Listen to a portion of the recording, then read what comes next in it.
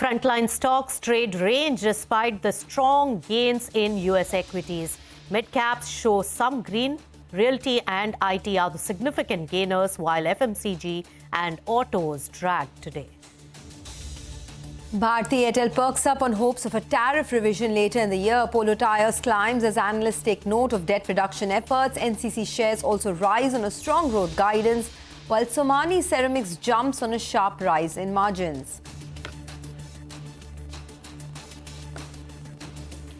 M&M clocks 50,000 bookings in 60 minutes in the launch of its compact SUV XUV 3XO. The company says 10,000 units are already in stock and its facility can produce 9,000 units every month. Deliveries will start from 26th of May.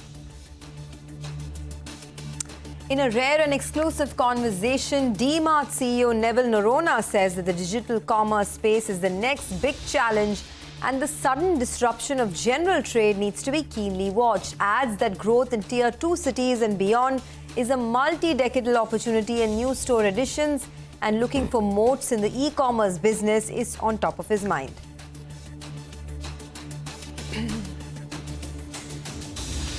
Hello and welcome. You've tuned into Business Lunch on this Thursday afternoon. I'm Nisha Poddar. With me as always is Sonia Shenoy. So Sonia, the market choppiness really continues. Nifty 50 closer to the low point of the trading session at lunch hour right now. So lacking steam at the moment, 0.2% down in trade, and it has had its fair share of tight range volatility, which has been the order of the day for past few trading sessions. 22,150 levels. Remember, it opened above 22,300 levels today. 150 odd points lost on Sensex at the moment. Bank Nifty is showing underperformance to the current top indices, Nifty and Sensex. And when we talk about mid caps, they have been outperforming the key indices and 0.5% up in trade on mid cap. Now, when we talk about advanced decline ratio, the broader market participation has added some strength there, and there are more advances compared to the declines at the moment. But when we talk about some of the gainers and losers, Bharti Airtel, based on stock and the commentary coming in from the management, and the top loser today are some of the auto companies. And whenever I think about and look at auto companies, Sonia, I think about you. You can probably shed more light on that. Well, there are plenty of buzzing stocks this afternoon, so let's get straight to that, the ones that are in the news, right? Bharti Airtel is actually the top Nifty gainer after bullish brokerage commentary as the management bats for tariff hikes.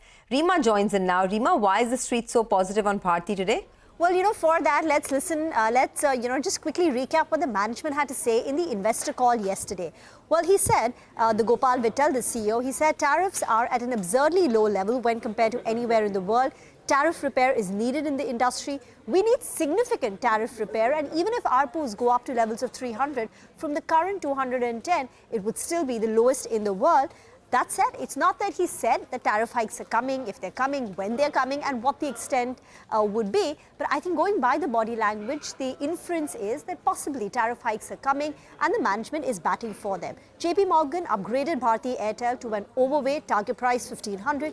He's saying, JP Morgan says that the industry focus is now shifting away from increasing volumes, increasing market share to monetization. So shift away from market share to monetization. Kotak has also raised the target price to 1410. Kotak goes on to say that yes, Bharti Airtel has been an outperformer. Its valuations are at a premium compared to its own historical levels, but even now, the risk reward is favorable. Kotak also has reinstated coverage on Vodafone Idea. Their target price is just 10 rupees, so lower than the current market price, but they're saying the risk reward skew is high. So the bull case for Vodafone Idea is 23, while the bear case is only 7 rupees. And in terms of what Kotak Institutional Equities expects for tariff hikes, the first one should be post-election to the tune of 20%, and then in about 18 months, December 2025, should be the second tariff hike to the tune of 15%. So in the next 18 months, Kotak believes 2 tariff hikes are coming. Back to you. All right. Thanks, Rima, for getting us all those details. Top performer, top Nifty gainer today, Bharti Airtel. And that has a wider, impact because Vodafone Idea as a stock also is gaining in trade. And in fact, in the past week or so, it has gained over 5.5% in an otherwise weak market on the anticipation of some of the aspects that even Bharti Airtel has said. And remember, they just recently raised 20,000 crore rupees through FPO. So those investors are also hopeful of tariff revision upwards. All right, moving on then. In a rare interview, Nivelle Narona, the CEO of Avenue Supermart, says that the quick commerce could have huge scale and adds that new stores and looking for moats in the e-commerce business and growing it remain the key objective of the company. In fact, our colleague Mangalam has the key highlights of the conversation and a rare interview that he had. Mangalam, over to you. Well, for a conversation which is so rare, it is important to get Nivelle Narona's view on the way retail itself is shaping, because DMart's word on that really holds. And the last conversation that I had with him was 6 years ago. And in the last 6 years, a lot has changed with digital coming by, quick commerce, as well as the pandemic in the middle as well. So when we spoke about the structural changes in the retail industry environment itself, well, the word it indeed was quick commerce, where he said quick commerce could have huge scale and digitally enabled micro enterprises can really reach tiny audiences at very low cost. So that's been one structural change in modern retail itself. Over the last couple of years, we've also seen the mix of DMart deteriorate away from apparel. So the obvious question was, is it because of the new value retailers that have come to the market, the kinds of Zudio, etc.? Well, he said the impact of value retailers has been specific to a certain category, such as apparel itself, and that explains the sort of impact that, guys like Zudio or others would have had on DMart's own apparel sales itself. The assessment of the pace of growth of stores. The street could not have DMart adding any less stores. They just want them to keep adding more and more stores. And to that, Nivelle said that while the external world is tracking how many more stores DMart is adding every year, they worry about how well the new stores added are being managed and how they are growing as well. Having said that, they did allude to the fact that they have to add as many stores as possible and as fast as possible. How can that happen? Is there enough real estate in the market? Well, to that he said that digital commerce is actually showing them the way, even in limited real estate opportunities. It's quite clear what digital can do fast. A lot of the physical retailers can't. And on that itself, a lot of the conversation veered around, where he said quick commerce is a significantly smarter format than all the other digital platforms that we have, and a lot more relevant for India, known for leapfrogging technology itself. And on competition itself coming in from digital, he said that digital commerce is the next big challenge for all the modern retailers. In fact, while DMart will be able to compete, the sudden disruption of general trade needs to be keenly watched. In fact, that's not all. There will also be a significant amount of digital before modern trade evolves and matures, and as a result of which moats of every business will be slightly weaker than pre-digital times, because entry barriers have actually reduced, and at the same time it could reduce the profit pools for a lot of the retailers as well. The growth opportunity in tier 2 and beyond is what everyone is eyeing. We're talking about the Bharat opportunity, which Nivelle believes is a multi-decadal expansion opportunity, and they do intend to reach out there as well. Speaking about the key objectives for DMart going forward, he added that adding new stores and looking for moats in e-commerce business, which includes the likes of DMart Ready, will remain the key focus area for the company. Okay, that was a rare interview and key takeaways from that. Thanks, Mangalam. But Wednesday was a day of new records for the markets across the US and Europe after inflation in the US eased slightly in April, rising 0.3% from last month. This was slightly below the expected 0.4% rise. Now, on a 12-month basis, however, inflation rose 3.4% in line with expectations. Core inflation came in at 0.3% month-on-month and 3.6% on an annual basis in line with forecasts. CNBC's Steve Leesman gets us the finer details of the April CPI report. CPI a bit cooler in April. Nothing to send the Fed scurrying to cut rates, but enough apparently to rally stocks and bonds to keep the idea alive that rate cuts are possible and still on the table this year. Coming in 0.3 versus 0.4 on both headline and core. That makes that easy. Headline declining to 3.4, down a tick from 3.5. The core 3.6 from 3.8, down 2 ticks. It doesn't matter how much, it just reverses the direction. We had a little bit unexpected price declines in used cars and trucks. Airfares, that was down 1.4. Airfare down 0.8. Food, a big goose egg. Medical care, 0.4, but better than last month. Motor vehicle insurance, still high. That's a big number right there, but it's less than the even bigger number we got last month. Barclays noting that Supercore, the inflation gauge watched closely by Fed Chair Jay Powell, looks at just the service sector without food, energy, and housing. It did tick down this month, but remains elevated. You can see it went back to where it was in the prior month. Okay, so taking the PPI and CPI into account, Barclays saying the Fed's preferred inflation indicator, the core PCE, will come in at 2.78. That's unchanged from the prior month. We get that number May 31st. Okay, retail, a big goose egg, a big miss there. March revised down to 0.6. So the miss and the downward revision in those retail sales prompting a downshift in GDP tracking estimates for Q1 and Q2 by about 0.4 of a point. So the CNBC Rapid Update, just compiled by Moody's before we came on air here, shows Q2 estimates remain strong at an average of 2.8, but down 0.4 in the prior number. All right, so all those details, the macro numbers coming straight from the US, and that also, remember, defines the central bank actions that the market is so sensitive about. With that, we'll slip into a short breather on business lunch, but as temperatures soar, everyone is looking for respite from the weather. On the other side, we get you monsoon check and when the rains are likely to begin. We tell you all of that when we return.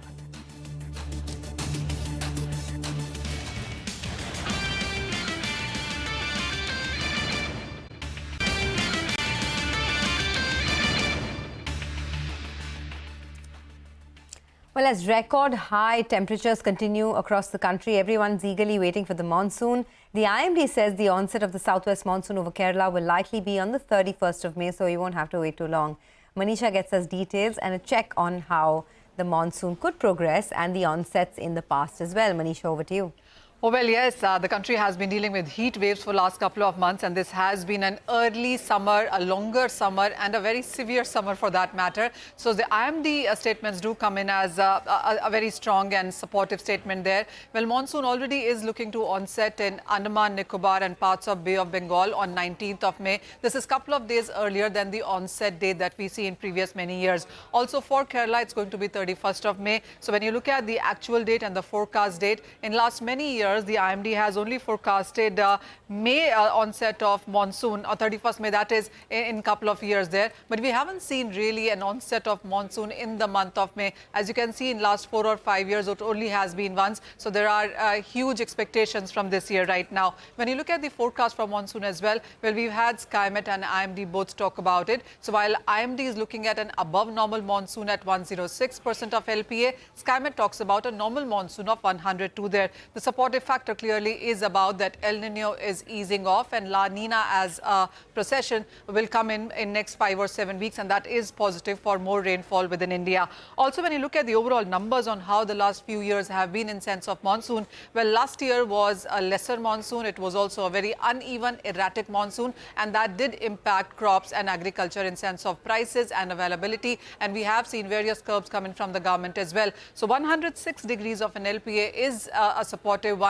The street is watching out for it. It also is an election year, and the street does believe that if the Kharif sowing is positive, and remember, we have very important Kharif crops coming in like cotton, rice, corn, sugarcane, soybean, etc. So if we do see good sowing and a good crop and a good monsoon going forward, then many of the measures that we have in the industry are likely to go away. So a lot of hopes in sense of agriculture, in sense of better water reservoirs and groundwater, etc., all hinging onto these numbers. That's right, Manisha. Thanks so much for all those details. Of course, an early monsoon will be a big relief, considering it's one of the hottest summers that we have seen in many decades. Now, the Securities and Exchange Board of India has eased the KYC norms for the mutual fund investors. In fact, our colleague Surbhi Upadhyay is right here to take us through what this means. Tell us, Surbhi. Well, thanks for that. Well, this seems to be a bit of a temporary reprieve that mutual fund investors can now look out for, with SEBI reacting to and sort of taking on board a lot of the industry feedback, stakeholder feedback that it was getting on these new KYC norms, which came into effect from the 1st of April this financial year. So the norms essentially, I mean, just to offer some backdrop and context, the norms essentially brought about this new category called KYC on hold. Anybody who hadn't used Aadhaar to sort of submit their KYC and had used one of the other documents like passport or your electricity bill, etc. For those category of investors, in many cases, the KYC status changed to KYC on hold. And that meant that you could not transact at all. You could not even withdraw your money from mutual funds. You couldn't redeem. Now, that is a big relief that has finally come through. So what is SEBI saying? SEBI has essentially offered 3 points of relief. Number one, now in, as the new regulations stand, you can use either one, either your email or your mobile phone number to verify and validate your records. The earlier norms needed both these to be operational and verified for a KYC to be validated. Now any one is allowed. Number two, and that's the big relief, that now even if you don't have your Aadhaar and PAN linked and you've not used Aadhaar to verify your KYC status, you can still at least withdraw your money from mutual funds. So redemptions will be allowed. However, there's a caveat there that will be subject to the due diligence that is being done by the asset managers.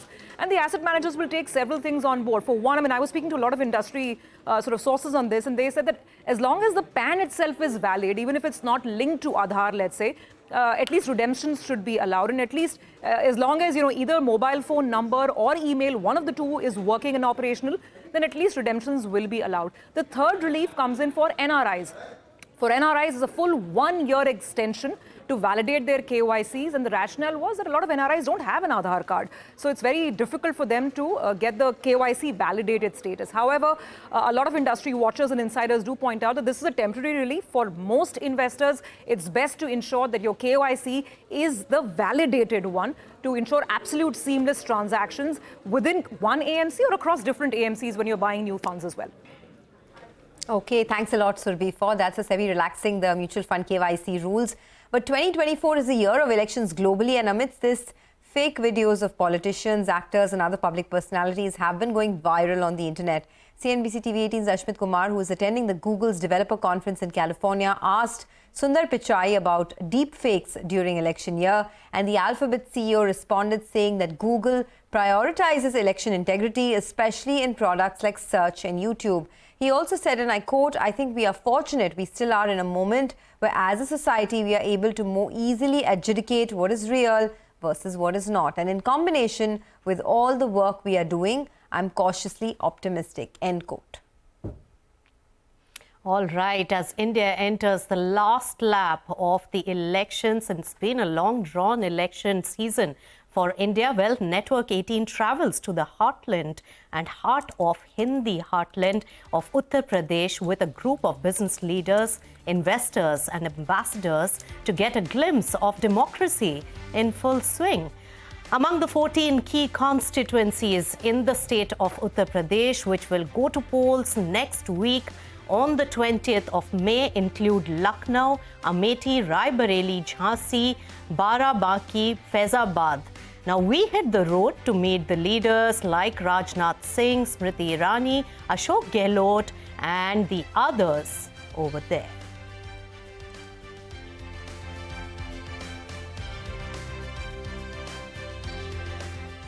All right, so those were the pictures coming in. Let's take a short breather on Business Lunch now. When we return, we'll get you excerpts from CNBC's conversation with Benjamin Netanyahu as the war between Hamas and Israel continues to rage on.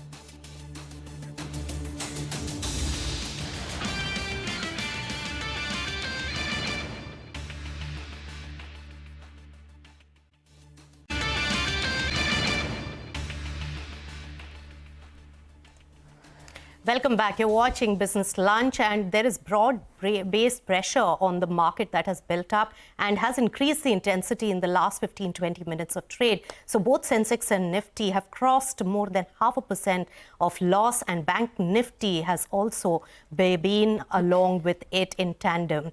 Now, Reliance Industries, the big boy with big heavyweight, that has dropped also further, putting pressure on the market. Mid caps, they had been gaining, but they are also losing momentum slightly. So keep an eye out on overall market sentiment. The pressure is building for the second half. Now, it is almost 32 weeks into the war between Israel and Hamas. And right now, all eyes are on Israel's next move in the very densely populated southern region of Gaza, that is Rafah.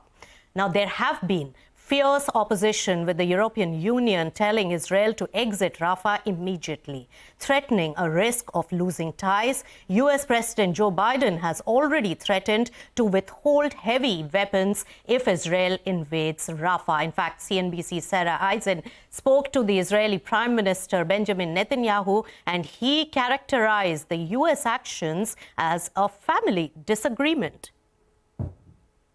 I've known him for much more than these days. I've known him for over 40 years. And, it's been a friendship that is often laced with disagreements. President Biden said it openly, and I say it openly. But it hasn't blocked the friendship. But at the end, I'm the Prime Minister of Israel. I have to take care of the one and only Jewish state. And I hope to do it as far as we can with agreements. But sometimes we just have to do, even when there is disagreements, we have to do what we have to do to assure the survival of the state of Israel. In fact, all the disagreements we had over the years, including now in the Gaza war, this is not our first disagreement, but ultimately we overcame it. I'm sure we will this time too. You need to have three things. One, sustained demilitarization, and that I think can only be done by Israel intervening when it can, when it sees another terrorist resurgence.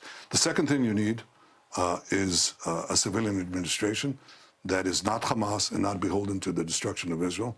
And I think that can be done with the assistance of Arab countries and the international community. And the third thing you need is reconstruction. That I think can be done with the help of important players in the international community. But you've got to clear Gaza of Hamas. You can't have a future for Gazans, for the Palestinians in Gaza, or a future for Israel, or a future for a broader Middle East peace if Hamas emerges victorious.